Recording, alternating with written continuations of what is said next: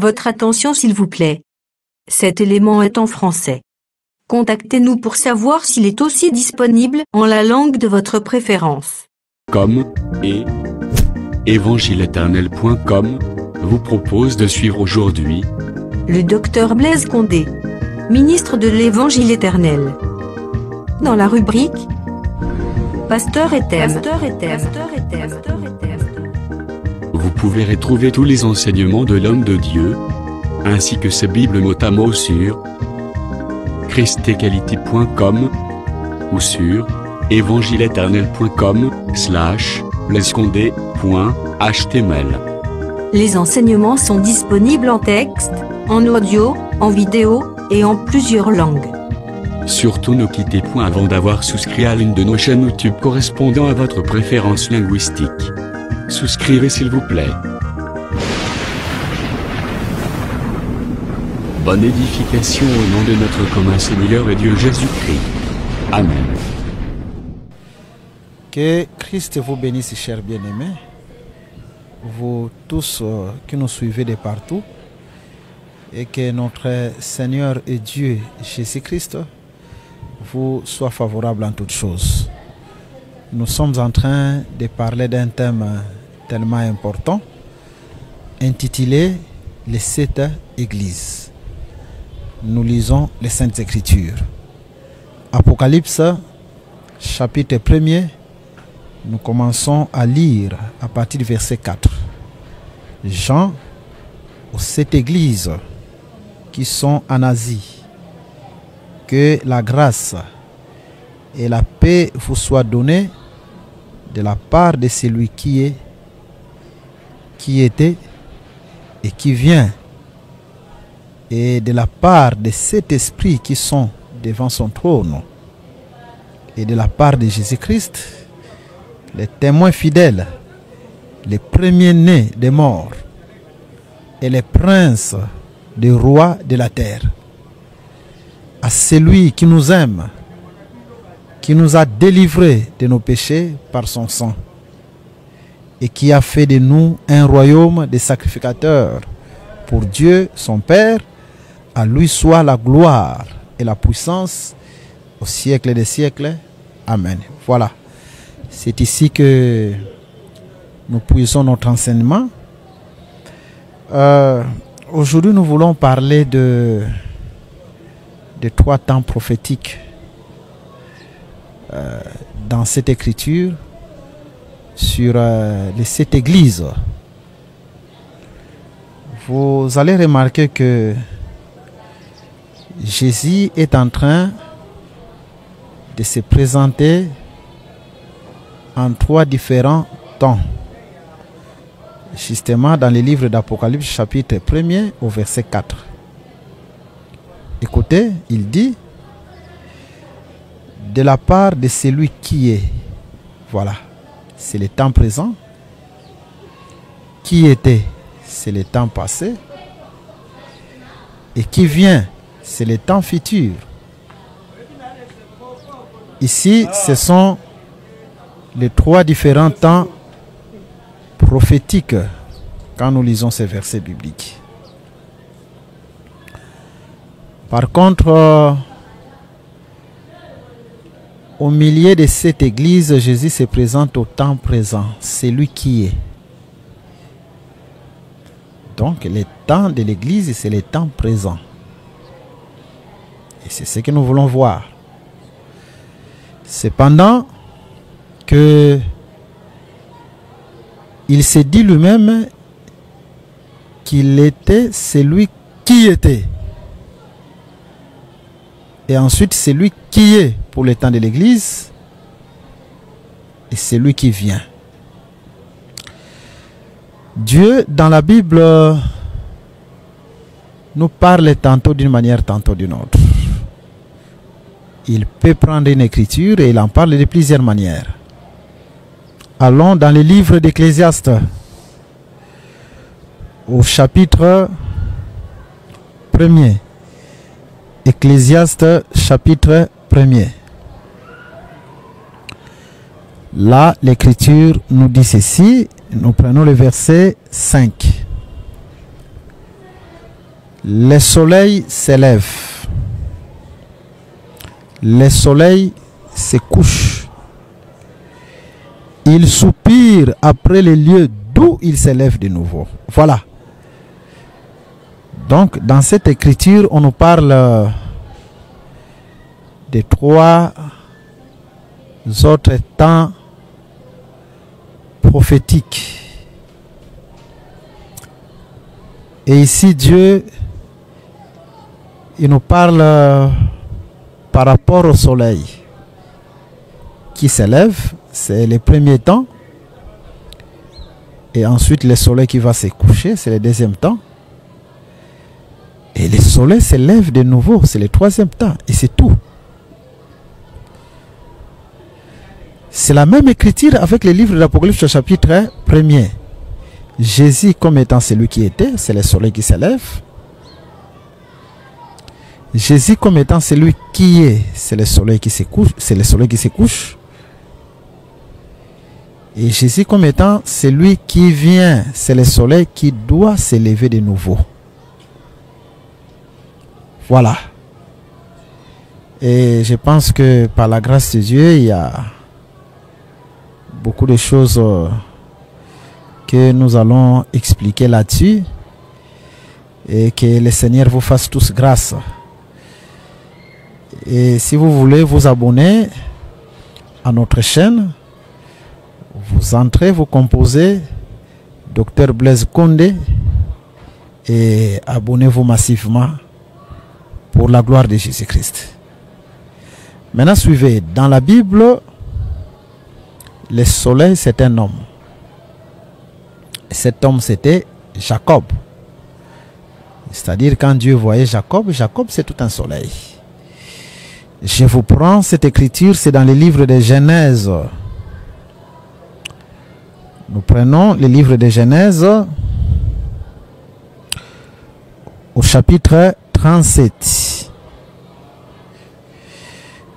Genèse, voilà. Dans le livre de Genèse, pour ne pas tout lire, nous prenons à partir du verset 9. Joseph y eut encore un autre songe, et il la raconta à ses frères. Il dit: j'ai eu encore un songe, et voici le soleil, la lune et 11 étoiles se prosternaient devant moi. Il les raconta à son père et à ses frères. Son père les réprimanda. Son père, c'est Jacob. Et lui dit: que signifie ce songe que tu as eu? Faut-il que nous venions, moi, donc, le soleil qui doit se prosterner devant Joseph? C'est Jacob qui interprète. Il dit que c'est lui. Ta mère, donc sa mère, c'est la lune qui doit se prosterner devant Joseph. Et tes frères, donc les 11 étoiles qui doivent se prosterner devant Joseph, ce sont ses frères. Nous prosterner en terre devant toi. Donc c'est cette écriture qui confirme que Jacob, c'est un soleil. Maintenant, vous allez remarquer Jacob va arriver dans la maison de Laban. Quand il arrive chez Laban, comme étant le soleil, Jacob va se lever sur une femme qu'on appelle Rachel, parce que c'est la première femme que Jacob a aimée. Vous voyez? Donc, Jacob, c'est un soleil qui se lève sur cette femme qu'on appelle Rachel. Maintenant, quand la nuit arrive, au lieu qu'on lui donne sa femme, Rachel, pour qui elle a travaillé pendant 7 ans, la nuit, on va lui donner une autre femme. C'est Léa, la grande sœur de Rachel. Vous voyez? Donc, quand le soleil se couche, c'est alors qu'on lui apporte une autre femme, qu'on lui amène une autre femme. Maintenant, le matin, C'est le soleil qui s'élève. De nouveau, Jacob, il remarque, il ouvre les yeux, il se dit non, ce n'est pas ma femme. Et son cœur retourne encore à Rachel. Vous voyez? Donc, le soleil qui s'élève, ce soleil s'élève sur une femme, Rachel. Le soleil qui se couche, le soleil se couche sur une femme, Léa. Et le soleil qui s'élève de nouveau. Donc Jacob se lève de nouveau vers sa première femme ou sur sa première femme qu'on appelle Rachel. C'est ça en fait l'écriture. On va la lire d'abord avant d'évoluer et de voir toutes ces choses-là en Jésus-Christ. Parce que ces choses firent l'ombre de notre Seigneur Jésus-Christ. J'aimerais qu'on lise cette écriture. Nous sommes dans le livre de Genèse au chapitre 29. Suivez-nous attentivement. Et là, nous commençons la lecture à partir du 18e verset. Jacob aimait Rachel. Donc c'est le soleil qui s'élève sur Rachel, la première fille de son oncle Laban. Et il dit, je te servirai 7 ans pour Rachel, ta fille cadette. Voilà. Et Laban dit, j'aime mieux te la donner que de la donner à un autre homme. Reste chez moi. Ainsi Jacob servit 7 années pour Rachel. Et elles furent à ses yeux comme quelques jours, parce qu'il l'aimait. Ensuite Jacob dit à Laban, donne-moi ma femme, car mon temps est accompli, et j'irai vers elle. Laban réunit tous les gens du lieu et fit un festin. Le soir, il prit Léa, sa fille, et l'amena vers Jacob, qui s'approcha d'elle. Et Laban donna pour servante à Léa, sa fille, Zilpa, sa servante. Le lendemain matin, voilà que c'était Léa. Alors Jacob dit à Laban, qu'est-ce que tu m'as fait? N'est-ce pas pour Rachel que j'ai servi chez toi? Pourquoi m'as-tu trompé? Très important. Donc c'est ce que nous avons dit, que Jacob c'est un soleil qui devait se lever sur Rachel. Et la nuit étant venue, au coucher du soleil, on va l'amener une autre femme. C'était Léa, la grande sœur à Rachel. Et puis, le lendemain, au matin, le cœur de Jacob va retourner de nouveau vers sa femme à Rachel. Donc, c'est le soleil qui s'élève de nouveau. Ce sont les 3 temps prophétiques. Donc, Jacob vers qui s'élève sur Rachel, c'est un temps prophétique. Jacob qui se couche, le soleil qui se couche et qui est sur un même lit avec Léa, c'est un autre temps prophétique. Et le soleil qui s'élève, Jacob comme étant le vrai soleil qui s'élève de nouveau et son cœur retourne vers Rachel, c'est un temps prophétique aussi. Ce sont les 3 temps prophétiques du livre de l'Apocalypse. Jésus comme étant celui qui était, Jésus comme étant celui qui est, et Jésus comme étant celui qui vient. Voilà. Maintenant, nous allons vous lire l'écriture qui confirme que Jésus, c'est un soleil dans la Bible. Là, on prend l'écriture de Luc au chapitre Luc, chapitre 1er. Et là, nous allons lire les 78e verset, 78e verset. Luc chapitre 1er, verset 78, 78. Il est dit ceci: que Dieu nous fasse grâce. Voilà, nous y sommes. Ok. Luc, chapitre 1er, verset 78. Grâce aux entrailles de la miséricorde de notre Dieu, en vertu de laquelle le soleil levant nous a visités d'en haut. Cette prophétie concerne la première venue de Jésus-Christ en Israël. Donc, quand Jésus-Christ était né, c'est par la naissance qu'il est venu en Israël, une naissance physique, en passant par le ventre de Marie, lui qui était Dieu vivant. Et selon ces versets bibliques, la première venue de Jésus en Israël, par la naissance bien sûr, c'est un soleil qui s'est levé sur Israël. Donc, ici le vrai soleil, le vrai Jacob, c'est le Seigneur Jésus-Christ. Et Léa vers qui, ou Rachel pardon, vers qui Jésus-Christ, sur qui Jésus-Christ s'est levé, c'est Israël. Donc, Israël typifie Rachel. Parce que le soleil, le vrai soleil, Jésus-Christ, s'est levé sur Israël. Voilà pourquoi Jésus-Christ pouvait dire à chaque fois, je ne suis venu que pour les brebis perdues de la maison d'Israël. Pourquoi? Parce que c'est le soleil qui s'élève sur Rachel. En ce temps-là, nous les gens des nations, nous n'étions pas encore comptés. Vous voyez, parce que le soleil n'est pas encore couché. Il faut que le soleil se couche pour que Léa soit compté. Les nations puissent être comptées. Mais le soleil n'était pas encore couché.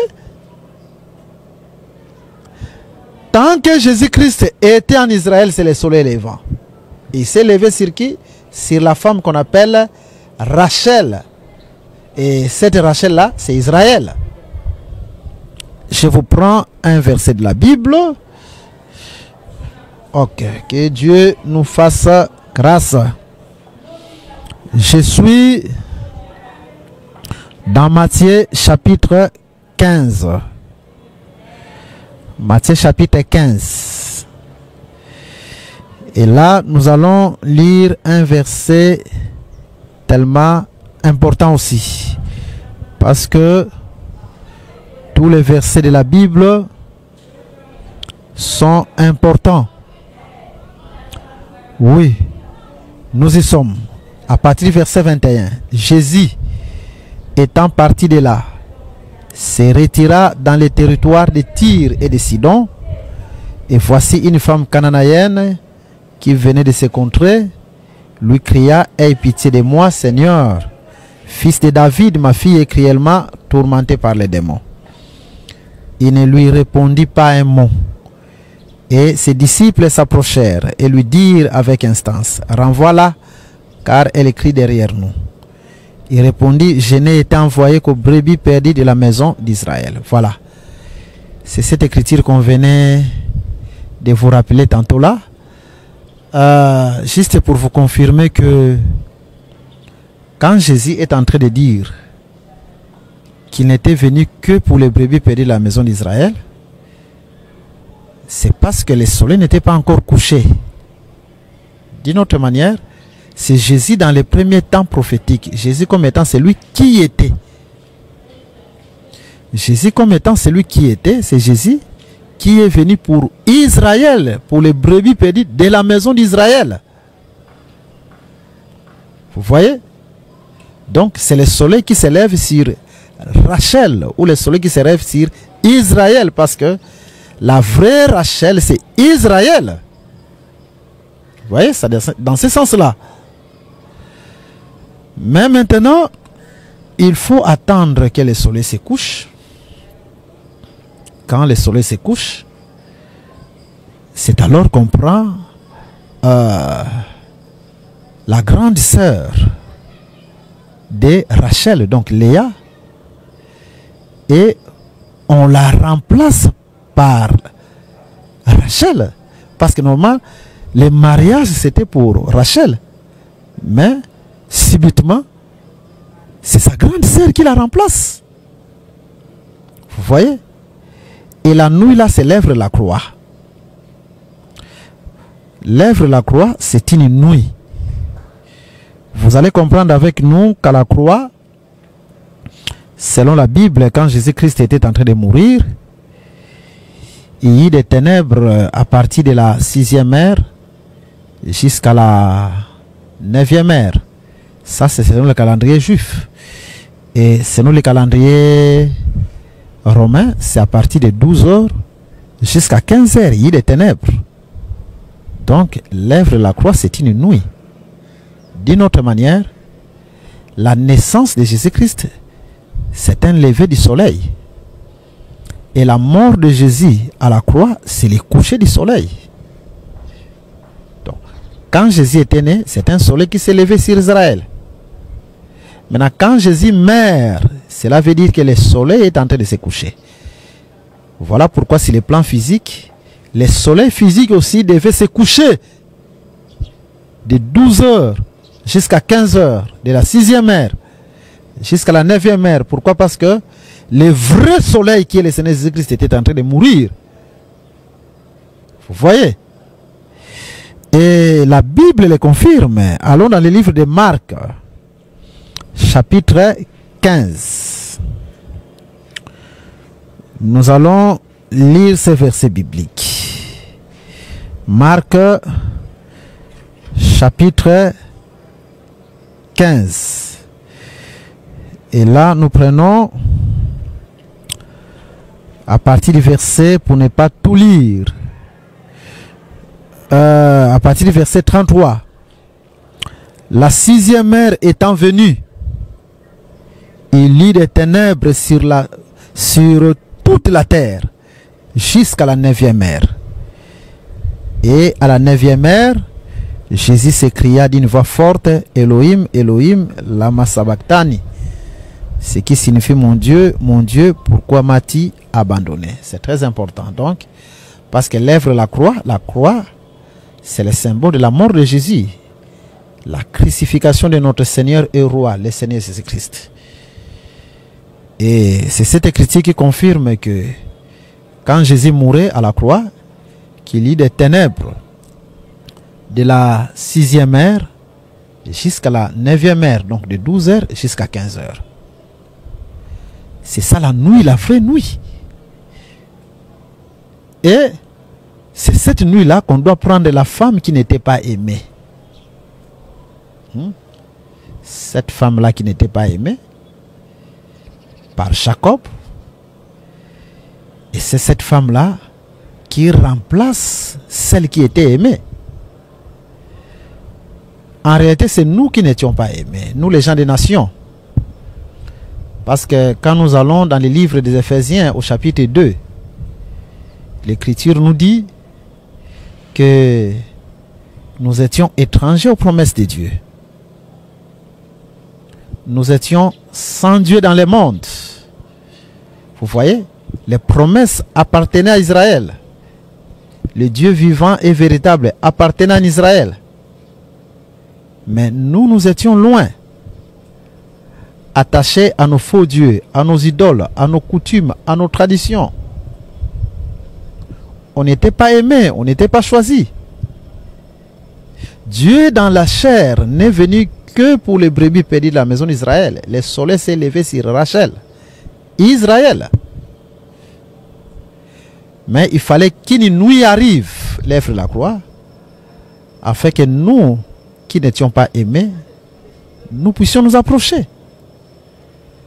Voilà, ce qui nous a approchés, c'est l'œuvre de la croix. Sans la croix, nous sommes nuls.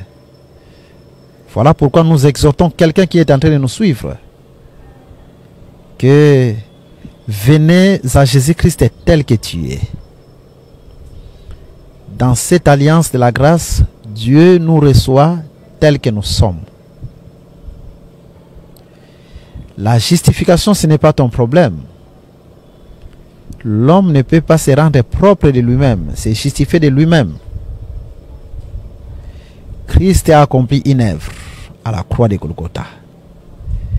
Et par cette œuvre, il est capable d'ôter les péchés. Il est l'agneau de Dieu qui ôte les péchés, de purifier, de sanctifier.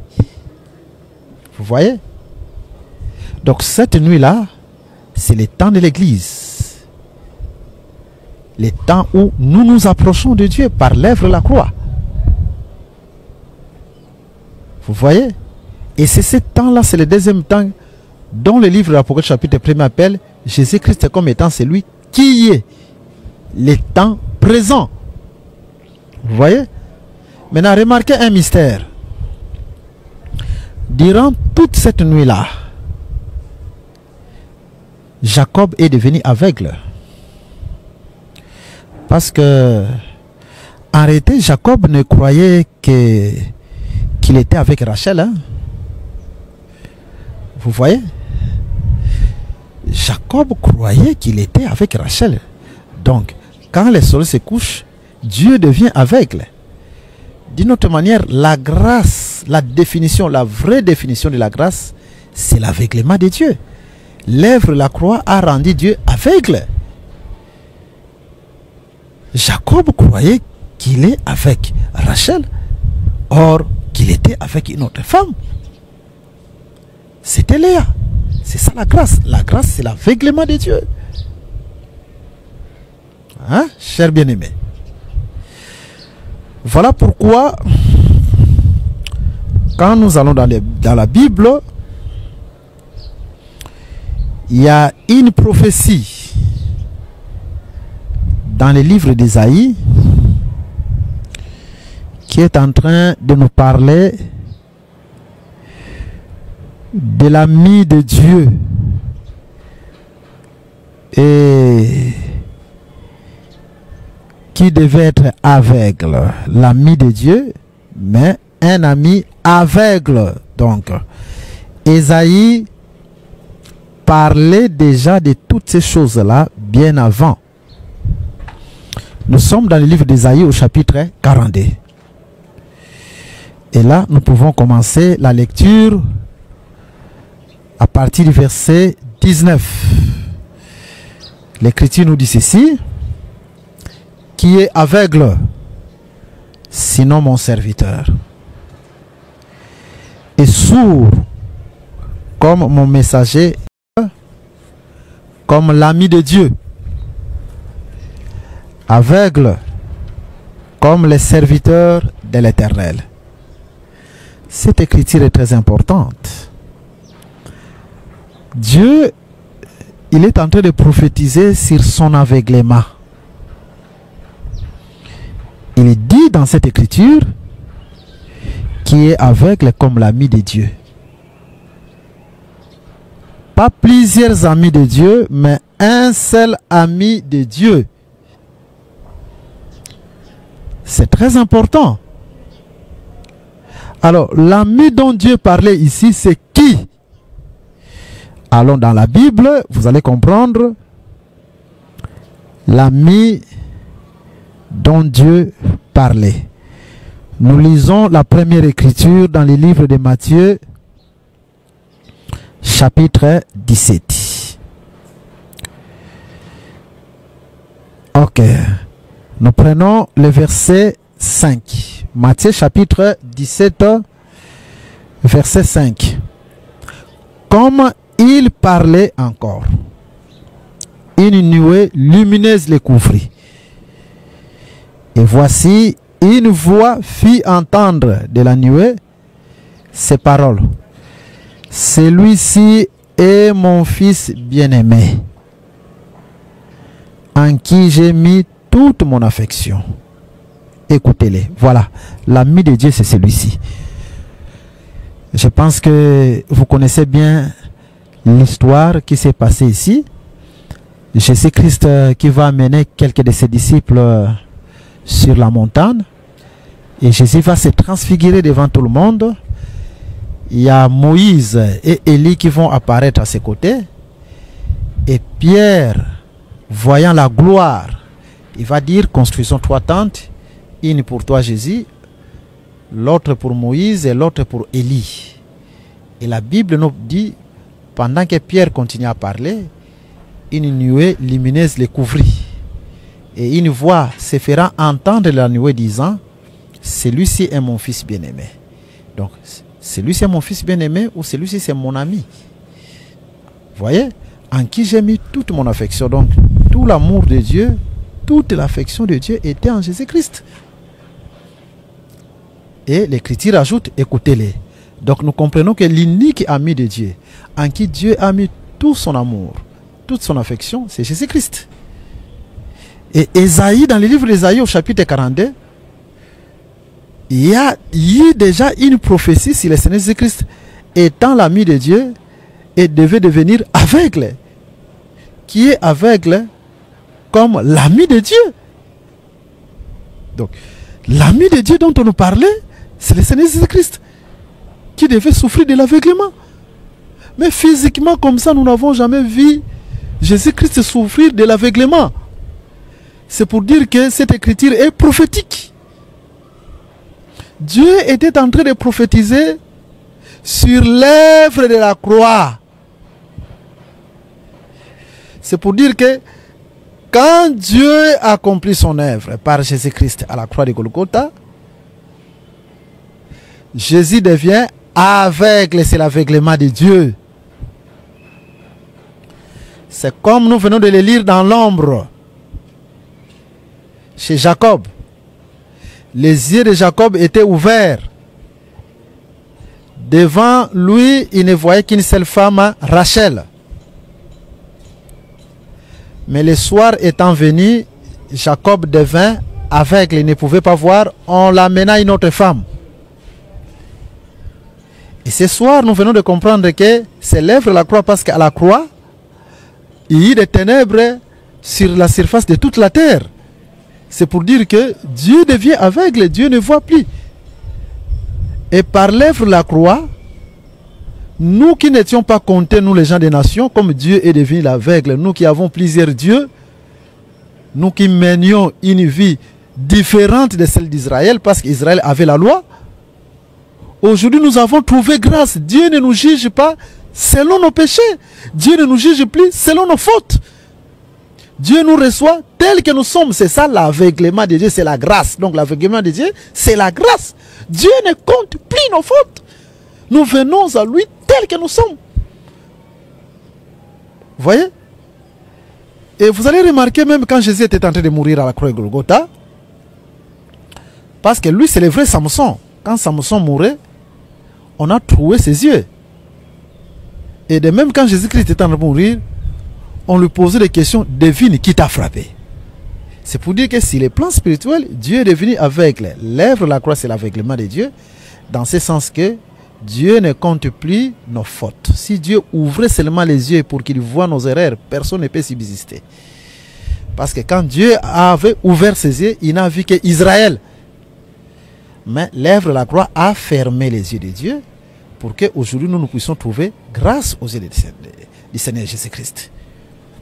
Voilà pourquoi nous avons dit tantôt là que en ces temps-ci, temps de la grâce, allons auprès de Jésus-Christ tel que nous sommes et Jésus va nous recevoir parce qu'il a fermé ses yeux à nos péchés par l'œuvre de la croix et lui-même nous purifie, lui-même nous sanctifie, lui-même nous délivre et lui-même prend soin de nous. Alors, maintenant, cette écriture se répète de plusieurs manières. Vous allez remarquer en lisant toujours la Bible que avec Isaac, vous allez remarquer qu'Isaac, quand Isaac devient vieux et aveugle, la Bible nous déclare que Isaac bénit bénit Jacob à la place d'Ésaü. Lisez bien les Saintes Écritures. En réalité, si Isaac voyait où ses yeux étaient ouverts, Jacob n'allait pas être béni à la place d'Ésaü. Parce qu'en réalité, celui que Isaac voulait bénir, c'était Ésaü. voyez?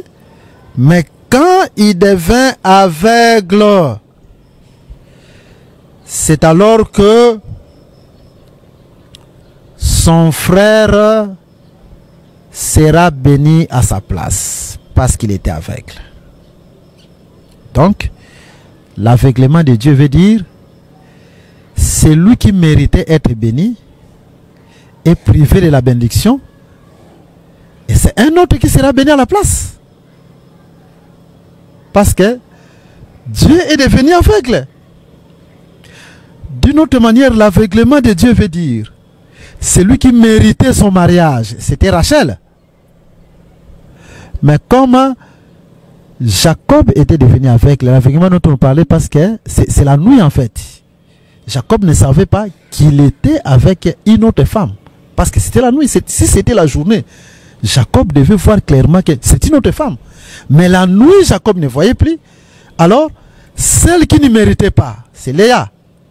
C'est elle qui a pris la place de l'autre, parce que Jacob devint aveugle. Donc, l'œuvre de la croix, qui est l'aveuglement de Dieu, veut seulement dire, c'est Israël qui méritait tout. Jésus n'était venu que pour les brebis perdues de la maison d'Israël. Les Écritures le disent. Mais à cause de l'œuvre de la croix, Israël a perdu la première place. Israël est rejeté. C'est selon que la Bible le dit. Et nous avons pris la place d'Israël. Selon qu'il est écrit dans le livre des Actes des Apôtres, chapitre 15, versets 13, 14 et 15. Aujourd'hui, Dieu a jeté ses regards vers les nations. Vous voyez?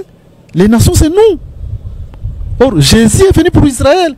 Mais aujourd'hui, à cause de l'œuvre de la croix, les regards de Dieu sont venus vers les nations. Et une autre écriture aussi en parle. Dans Matthieu chapitre 21, versets 42, 43, 44.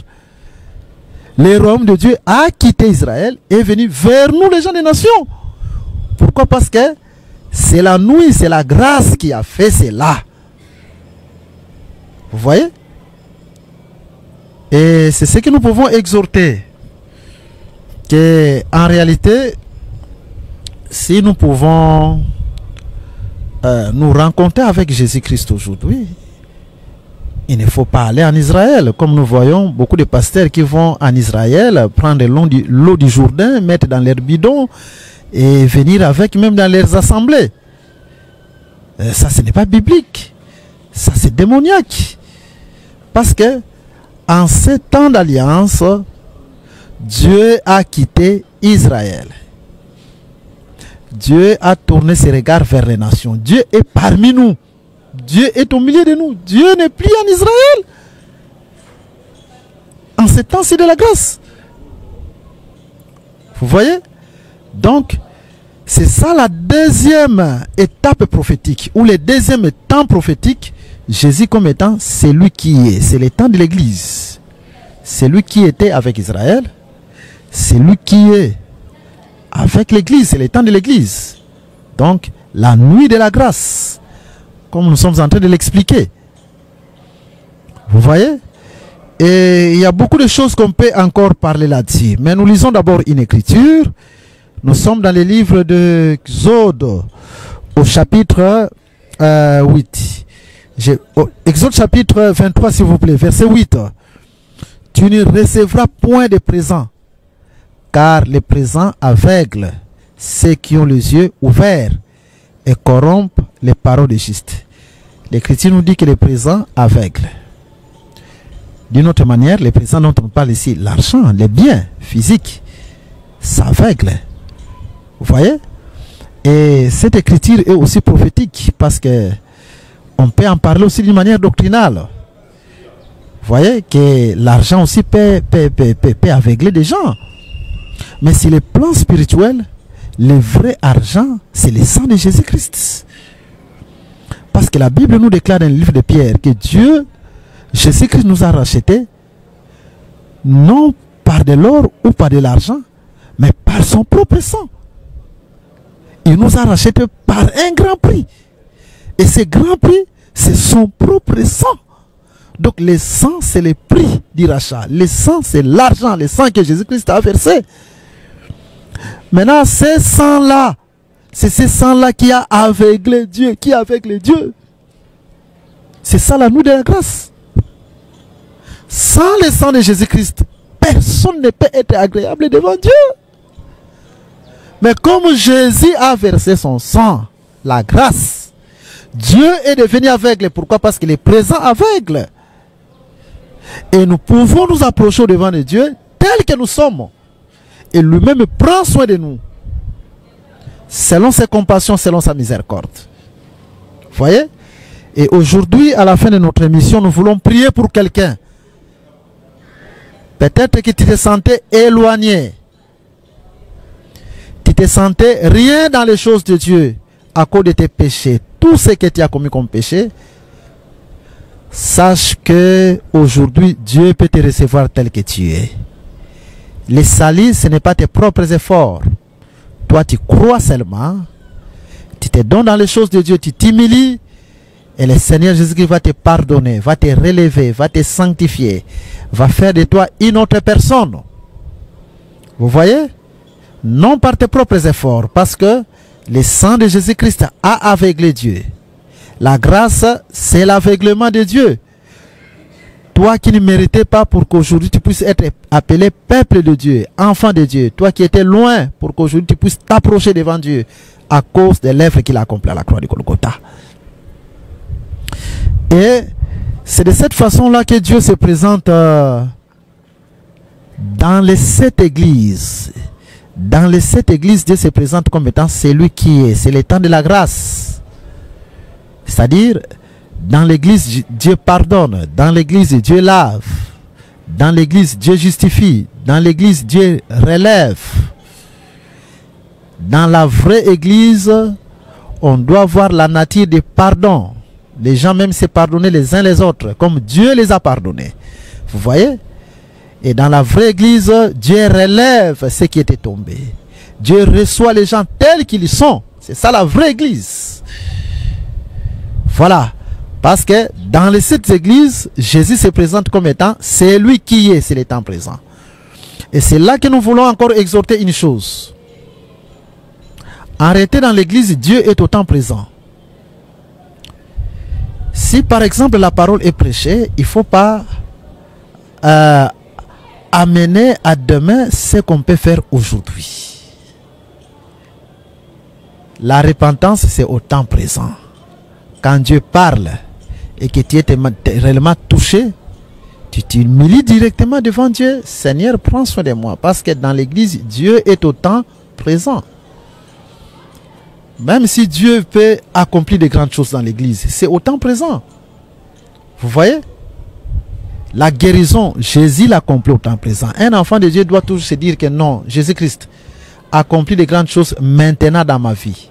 Aujourd'hui dans ma vie, pas demain. Parce que dans l'église, Jésus est comme celui qui est. Vous voyez? Pas demain. Dieu est au temps présent dans l'église. Jésus, bénis-moi aujourd'hui. Pas demain. Si c'est pour me bénir, c'est aujourd'hui. Même si je ne sens pas cette bénédiction en moi, j'ai d'abord la foi que Dieu bénit moi. Jésus, je crois que tu m'as béni. Je crois que tu m'as béni. Jésus, je crois que tu m'as guéri. Quelle que soit la maladie qui m'a dérangé, je crois que tu m'as guéri. C'est au temps présent. Jésus-Christ, je crois que tu m'as pardonné. C'est au temps présent. Jésus-Christ, je crois que tu m'as purifié. C'est au temps présent. Jésus-Christ, je crois que tu m'as relevé. C'est au temps présent. Jésus-Christ, je crois que tu as débloqué mes situations difficiles. C'est au temps présent. Parce que dans l'église, Jésus est au temps présent. Il n'est pas au futur. Il est comme étant celui qui est. Vous voyez? C'est de cette façon-là, en fait, qu'on est en train d'évoluer. Et je peux encore vous parler de quelque chose. Vous allez remarquer que, en lisant la Bible, si vous lisez Jean chapitre 11, Jésus-Christ qui vient guérir Lazare, ressusciter Lazare s'il vous plaît, Jésus est venu au temps présent. La résurrection de Lazare était au temps présent. Parce que la sœur de Lazare va répondre à Jésus, non maître, nous savons qu'il sera ressuscité au dernier temps. Mais vous allez comprendre que Jésus-Christ a dit, c'est aujourd'hui qu'il doit être ressuscité. Donc, Jésus-Christ, pour la résurrection de Lazare, Jésus vint au temps présent. Parce que Lazare identifiait les temps de l'Église. Jésus comme étant celui qui est. Vous voyez?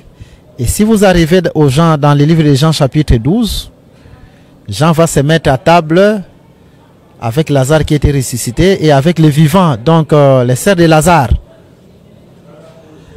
Après quoi, Jésus-Christ va envoyer 2 de ses disciples pour aller délivrer l'anneau qui était lié. Et puis il monte sur l'anneau. Il entre dans la vie de Jérusalem comme roi. C'est prophétique. Lazare, c'est au temps présent, c'est le temps de l'Église. Lazare qui ressuscite avec ses sœurs à table et Jésus-Christ.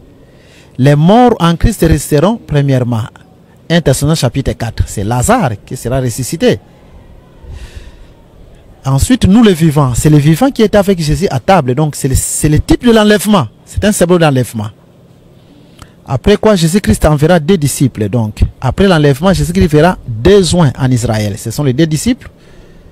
C'est après l'enlèvement. 3 ans et 6 mois, première moitié de 7 ans après l'enlèvement. Et ensuite, Jésus-Christ doit entrer à Jérusalem sur l'anneau. L'anneau qui sera délivré par les 2 joints, ce sont les 144 000, seront Apocalypse chapitre 17, d'entre les 12 tribus d'Israël, selon Apocalypse chapitre 7, s'il vous plaît. Et puis ensuite, Jésus-Christ va entrer à Jérusalem comme roi. C'est le règne de 1000 ans. Vous voyez? Donc, temps de l'église, Lazare, enlèvement. Lazare, mort en Christ, sont premièrement, et nous les vivants, Jésus à table avec les 2 disciples. Donc, ce sont les 2 joints qui seront envoyés. Et ensuite, Jésus qui entre à Jérusalem, c'est le règne de 1000 ans comme roi. Même les mouvements de Jésus sont prophétiques. Maintenant, après ce temps-là de Jacob, avec Léa, le matin arrive, donc c'est le soleil qui s'élève de nouveau. Et les regards de Jacob retournent à Rachel. Donc, après notre temps, le temps de l'église, le temps de Jésus avec nous l'église, et après notre enlèvement, les regards de Jésus retourneront en Israël. Vous voyez? Retourner en Israël. Donc, Jésus comme étant celui qui vient, cela veut dire que Jésus qui retourne en Israël. Pour aller clôturer, j'aimerais dire ceci. Donc, Jésus comme étant celui qui était, Jésus qui était venu pour Israël, Jésus comme étant celui qui est, temps de l'église, Jésus comme étant celui qui vient, Jésus qui va retourner en Israël. Après l'enlèvement de l'église. Vous voyez? Israël doit être visité 2 fois. Mais nous avons été visités une seule fois. Pourquoi? Parce que, selon le livre d'Exode chapitre 21, la femme qui n'est pas aimée, aujourd'hui la femme qui n'est pas aimée, c'est Israël. Et donc, le premier-né, c'est son fils. Cette femme mérite une double portion, c'est-à-dire son fils mérite une double portion. Israël est à la fois le premier-né de Dieu, parce que selon l'élection dans les temps, c'est le premier peuple que Dieu a visité. Et c'est la femme aussi qui n'est pas aimée aujourd'hui, qui est rejetée, et mérite une double portion, c'est-à-dire Israël devait être visité 2 fois. Dieu l'a visité dans les phases passées, parce que c'est là que Jésus-Christ est né. Et ensuite, c'est le temps de l'église. Et Jésus les visitera encore à sa seconde venue en Israël. Vous voyez? Donc, c'est la femme qui mérite une double portion. Voilà, c'est ce que nous avons voulu d'abord vous parler sur les 3 temps prophétiques. Et l'église se situe dans le temps qui est Jésus comme étant celui qui est. Le temps de cette église. Les 7 églises, c'est au temps présent. Que Jésus vous bénisse et qu'il vous soit favorable. Je vais prier pour quelqu'un. Je sais que tu as écouté cette parole. Et cette parole t'a touché. Ma prière est que Jésus te pardonne. Et qu'il te relève. Qu'il te sanctifie. Toi qui n'étais pas compté jadis. Que maintenant par l'œuvre de Christ. Tu sois compté dans ces choses. Et que tu viennes tel que tu es. Jésus ne t'abandonnera pas. Reçois le pardon. Reçois la restauration. Reçois la vie. Reçois la résurrection. Le tout au nom puissant de Jésus que j'ai pris ainsi. Amen. Merci d'avoir suivi ce message et que Jésus-Christ vous bénisse. Si vous avez une question à l'intention de l'homme de Dieu, si vous voulez que l'homme de Dieu prie pour vous, si vous voulez vous confier à l'homme de Dieu, ou si vous voulez tout simplement bénir l'homme de Dieu, contactez-le directement si ses coordonnées sont disponibles depuis sa page. Sinon, contactez-nous et nous lui transmettrons vos préoccupations. N'oubliez pas de faire un tour à notre page évangélisation pour voir en quoi vous pouvez vous rendre utile à Christ par cette œuvre. Que Dieu vous bénisse tous. Amen. ChristQuality.com. Les cieux en un clic de la souris. Évangile-éternel.com. Le site de l'Évangile éternel. Christ Equality Fondation, équilibrer la manne ramassée dans le désert de sorte que chacun ait un maire. Branchez-vous sur ChristEquality.com ou sur évangile-éternel.com et vous attendra au rendez-vous. La radio mondiale évangile-éternel.com, enseignement non-stop. La télé prophétique, évangile-éternel.com TV. Enseignement quantique et documentaire biblique. L'église virtuelle, assemblée et culte de prière des saints, en ligne et en direct. La rubrique Pasteur et thème. Retrouvez tous les ministres de l'Évangile éternel, en vidéo, audio et texte. La rubrique Bible révélée, explication prophétique de la Bible, mot à mot. La rubrique Questions et réponses, expose les réponses des ministres à vos questions difficiles et compliquées. La rubrique Prophétie et actualité, décrypte pour vous l'actualité, en rapport avec les prophéties bibliques. La rubrique Aréopage, ouvre à tous, et sans censure, le libre débat et exposition contradictoire. Évangile-éternel.com, démystifié au moyen de l'enseignement, des erreurs, des fausses religions, églises, doctrines et philosophie. Nos enseignements confrontent l'apostasie et les idées préconçues pour vous attacher à la saine doctrine.